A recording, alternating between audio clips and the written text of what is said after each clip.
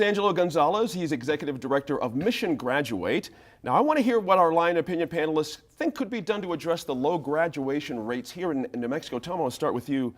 This has an end game impact on you, business, as a business person. This is, a big concern, and you've talked about it here at the table. What strikes you about where we are right now with graduation rates? There's a little bit of hopefulness that we're doing a little bit better than the study we're talking about here, that we're ticking up a little bit in 2016. This study left off in 2015, and we're just looking terrible. What was your sense of it when you looked at that? Yeah, well, again, it is just a snapshot of what things were like in 2015. The only problem is it's a really bad snapshot, and so it's not a good situation. There are a lot of great advances that have been made, in part because of the public-private partnership with Mission Graduate. I think one of the things I see is really the need for increased financial literacy. As far as really understanding, and this isn't about how do you make things work in stocks and bonds. It's how do you balance a checkbook, right? And how do you make sure you're not living beyond your means, and because that really has a lot of different, it's one piece of getting different populations out of the poverty cycle, is really kind of understanding that. And I think that's one part of the overall curriculum as a part of the state that really has been overlooked as a part of all of this. That's right. And it's not just me being a capitalist. It's just it's like saying, hey, what are we going to do? We can increase literacy as far as reading rates.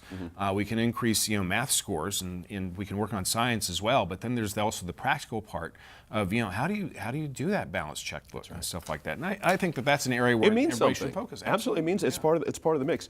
Sophie, interestingly, this study showed that high school graduation rates around the country are doing great.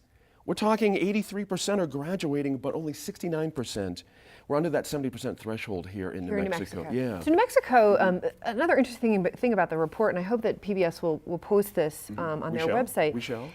Is that when you look at the demographic profiles of the various states, two things really stand out for New Mexico. One is that we have a very high percentage of children who are living in poverty here in New Mexico. And the report draws a direct line between poverty and performance in school. And we have some amazing programs here in New Mexico that are working to address that. But it feels like a little bit of an uphill battle, especially when we're looking at what our state government is doing and what we task our school systems with. The other that I found really interesting, I shouldn't be surprised, but I was a little bit, was the incredibly high percentage of New Mexico students who are non-English speaking students, who are acquiring English for the first time in school. And their graduation rates across the country, people for whom English is not their first language, tends to be low. It's quite low here. A third of New Mexico's students are, do I have it right, English learners? ELL, yes. English language learners. And so when we look at those two issues and how they appear to be impacting our graduation rate, it's tremendously short-sighted, I think, when the policy discussion centers around maybe administrators are making too much money, or we don't think that children should be fed in the classroom. Look, children should be fed in the classroom, just to be clear.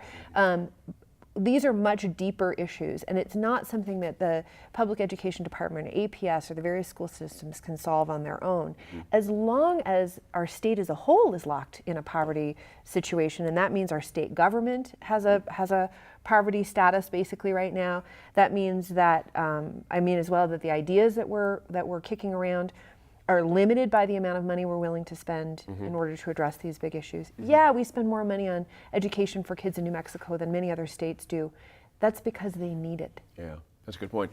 Eric, interestingly, if the administration was in on this conversation, they would say, you know what, since the governor has come into office, graduation rates have actually gone up a bit. Since 2011, things have started to tick up a little bit.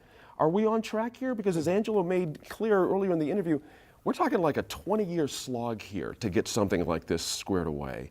You know what I mean? Are we on track? I think that is the central point I think that we're missing, and it's to Sophie's point.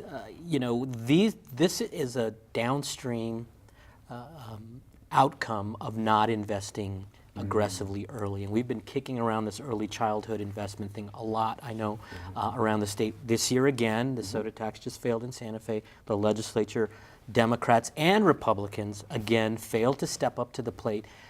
This is research that is pretty much universally accepted. If you don't invest early, you're going to see lower graduation rates, you're going to see higher crime rates, you're going to see all sorts of negative outcomes.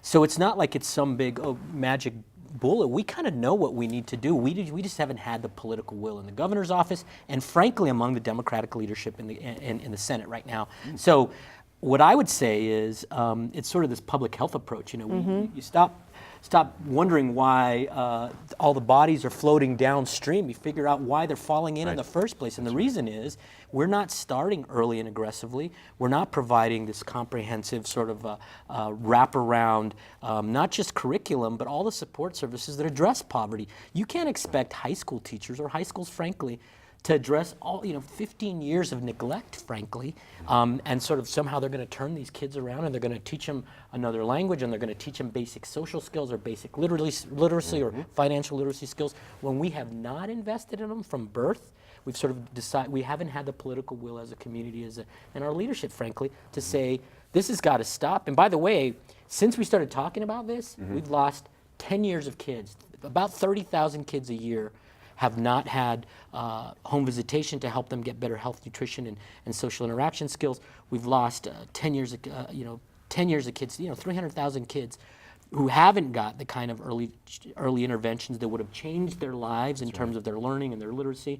And we haven't had high quality pre-K for the number of kids who should be getting it. So if we're serious about addressing the graduation rate, we got to stop talking about the graduation rate. We got to start talking about investing in kids in the first 15 years of their life before they ever get to the high school. Good point there.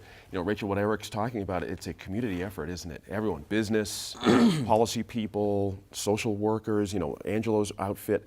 Where does business come into this? I mean, we've had a long history here in Albuquerque of business being, they will step to it. The Greater Albuquerque Chamber of Commerce some years ago led a big, education initiative, and we're chipping away at this, but I'm imagining business needs something to happen a little more quickly than chipping away. We need to just keep going and rising. Yeah, it's one of the issues that we hear the most from business people. They cannot find skilled and trained workers. Wow. Manufacturers can't find someone who can read a ruler, just the most basic of skills, really alarming.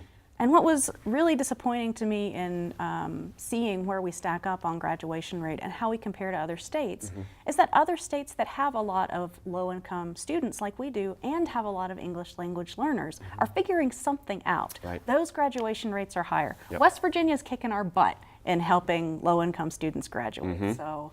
Almost at 85%, somewhere around there for those students in West Virginia. And California is doing well with this as well. It's interesting. Tom, where we started with this, certain kinds of literacy, where does the community come in? I hear Eric's point, and folks have been talking about this for a long time. Are we not being loud enough here?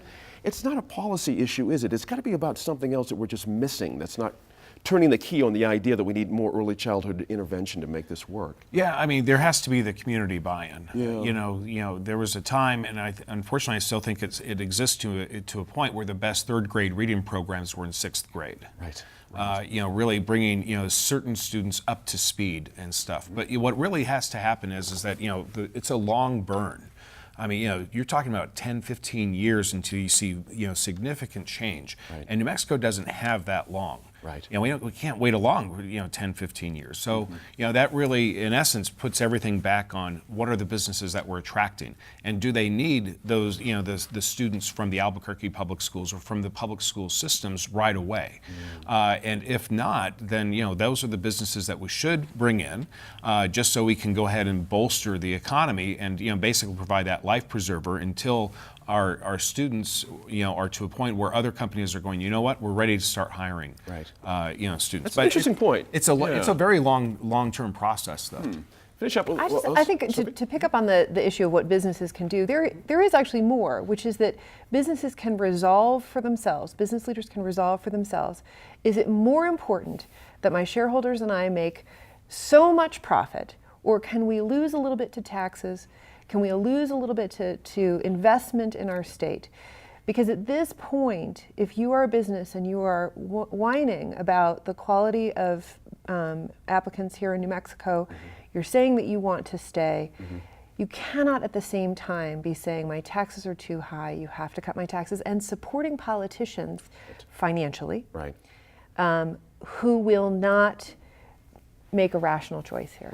And it's been, sadly, it's been some of our business leadership that has opposed the investment early the permanent fund. We've talked about it ad nauseum, but it doesn't raise taxes. It's an investment that other states like West Virginia, like North Carolina, like California Democrats have also opposed using Sure, permanent fund. just as absolutely. Yeah, I didn't say zealously. Democrats. Absolutely. I Business said people. business Right. leaders, Democrats and Republicans, Okay. Absolutely. have said. In fact, by the way, this is not a partisan issue. Sadly, the Democratic leadership in the Senate, Senator John Arthur Smith, the pro tem of the Senate, opposed this legislation. So people need to start asking, why is this that we cannot muster the will?